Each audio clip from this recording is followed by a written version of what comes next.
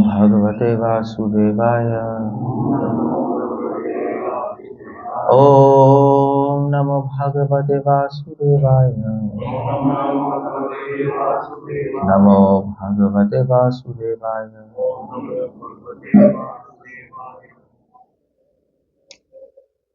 सो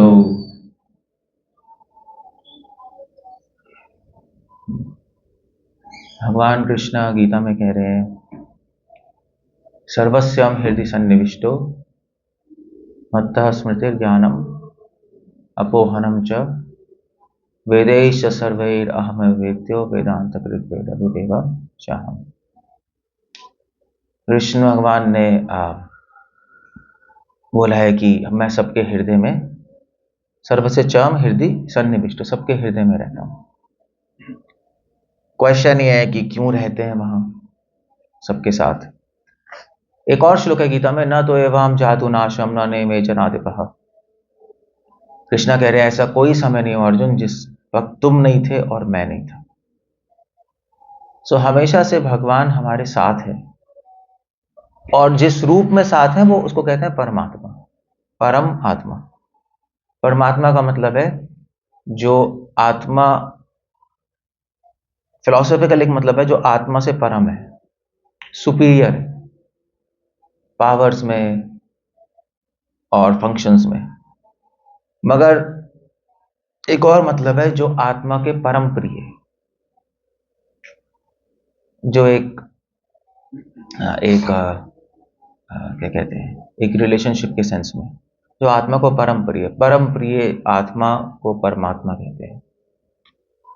सो वो हमारे साथ है, हमेशा हमारे हृदय में ही है, मगर दिखाई नहीं देंगे। जैसे दूध में मक्खन दिखाई नहीं देता, ऐसे ही परमात्मा हमारे अंदर दिखाई नहीं देंगे।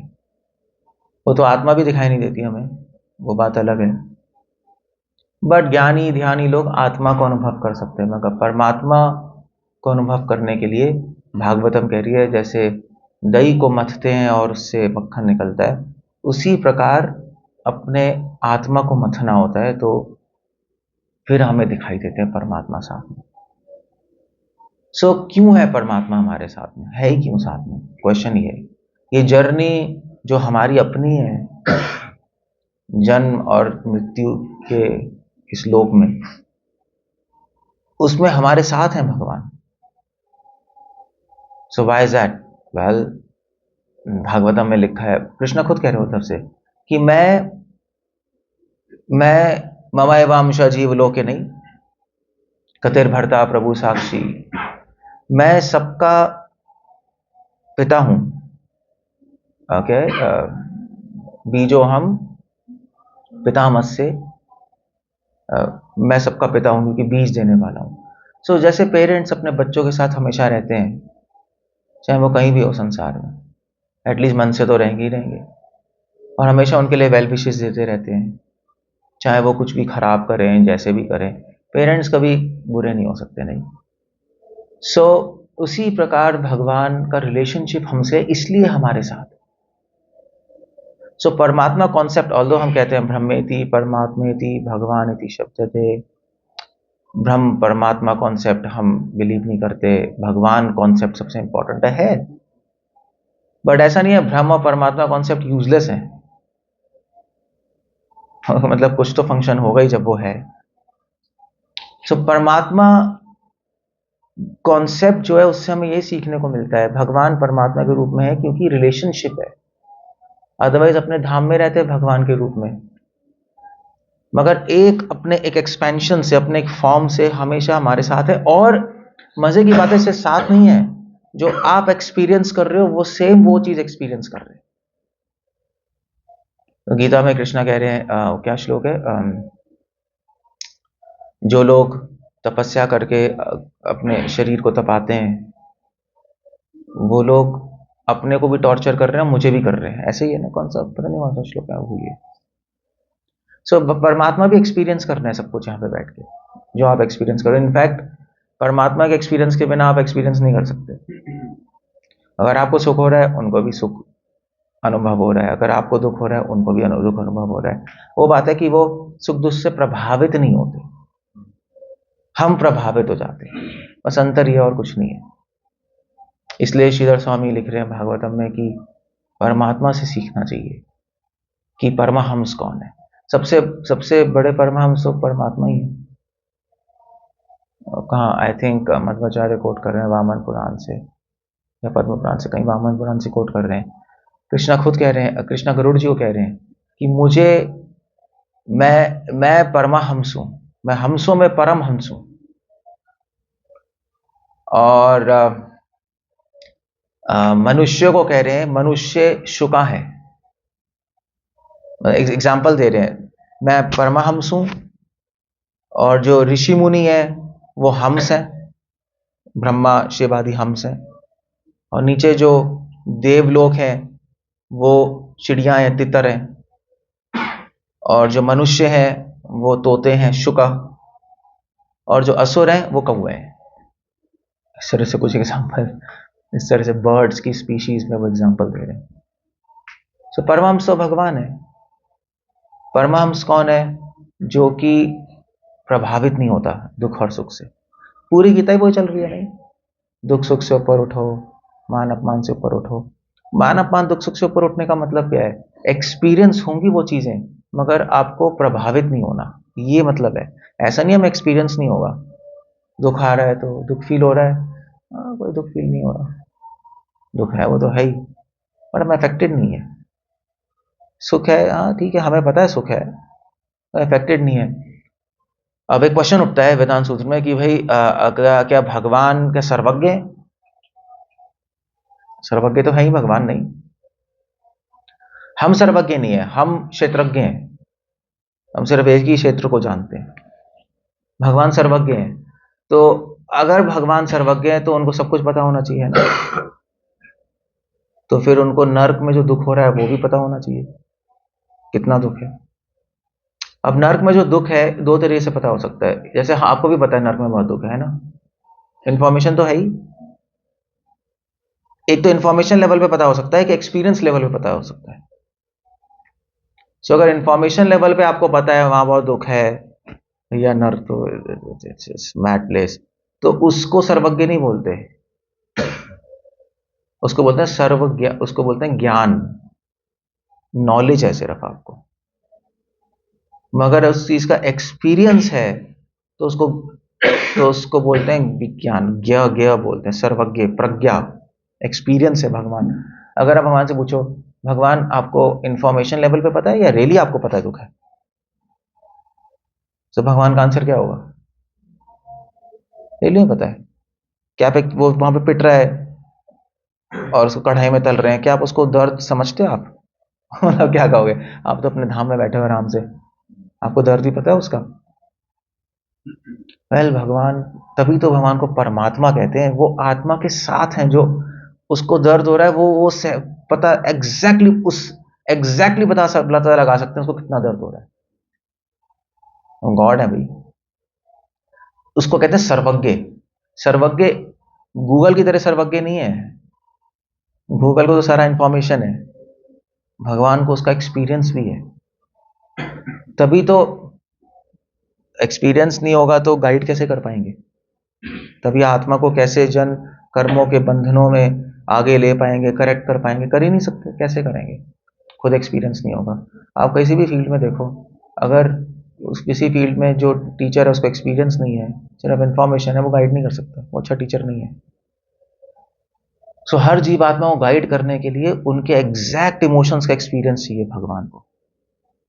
डिवोटी को गाइड करने के लिए एग्जैक्टली पता होना चाहिए उनके हार्ट में क्या फील कर रहे हैं, वो जब भक्ति करते हैं क्या फील कर रहे हैं, जब भक्ति नहीं करते क्या फील कर रहे हैं, जब वो लोगों के, जब वो वैष्णव समाज में होते हैं क्या फील कर रहे हैं, उसके अकॉर्डिंग वो गाइड करते रहते हैं। इनफैक्ट ये जो थे ना आपका क्या कहते हैं, शनि शनि शनि, तो शनि को मतलब शिव जी ने प्रकट किया था शनि को। कुछ हुआ था, कुछ असुरों में लड़ाई हो गई थी, असुर और देवताओं में, तो हाँ, तो असुर देवता में लड़ाई नहीं हुई थी जब ये समुद्र मंथन में, तो शिव जी ने आके हेल्प की थी ना, जहर पी लिया था। फिर उसके बाद कुछ हुआ था, तो शिव जी ने फिर देवताओं की साइड ले ली, जैसे विष्णु ने ली, तो फिर असुरों ने कहा हाँ हाँ शिव जी आप, हमें पता ही है आप, और आप विष्णु तो है ही बकवास, आप भी बकवास हो, क्योंकि आप भी हमेशा देवताओं की साइड लेते हो, हमें पता ही है, ऐसे तो पार्शल हो सब लोग, बकवास है। शिव जी ने कहा अच्छा, तो शिव जी ने फिर कहा एक मिनट, शिव जी को बहुत गुस्सा आ गया, वो असुर को मारने वाले थे अपनी तीसरी आंख से, तो एकदम से उन्होंने, एकदम से रुक गए वो। उन्होंने कहा ठीक है, तुम्हें लगता है मैं पार्शल हूँ, तो मैं एक ऐसा अंश उत्पन्न करूंगा जो कि इम्पार्शल होगा, इम्पार्शल रूप से न्याय करेगा। तो उन्होंने फिर शनि को प्रकट किया।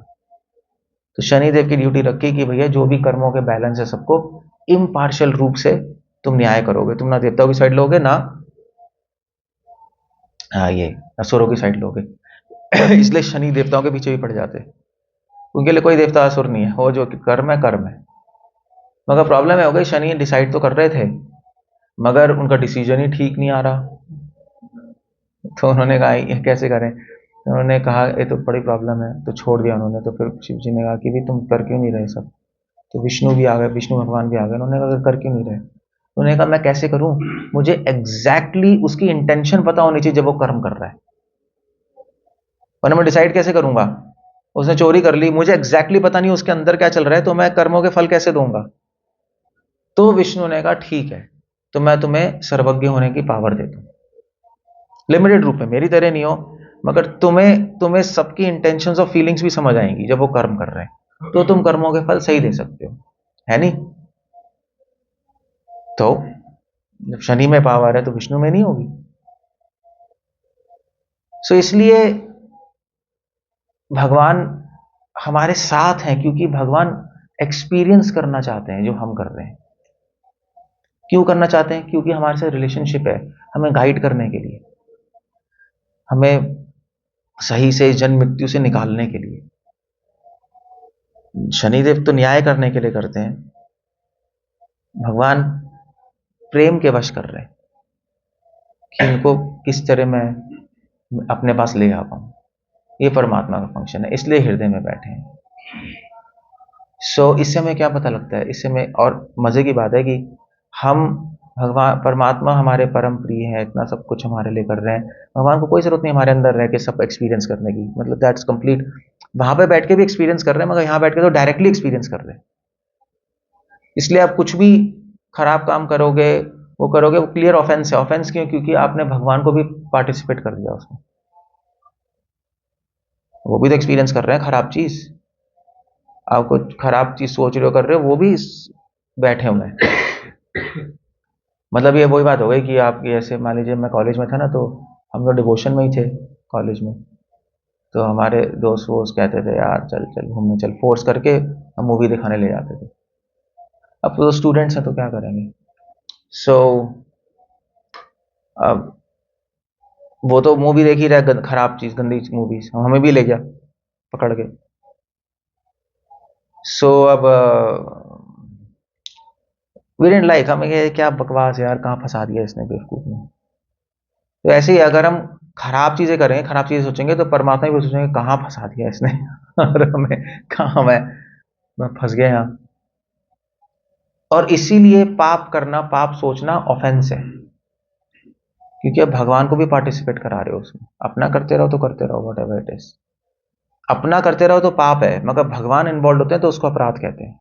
किसी भी सिचुएशन में अगर आप संसार के प्रति कुछ, किसी को मारो सड़क पे, तो पाप है।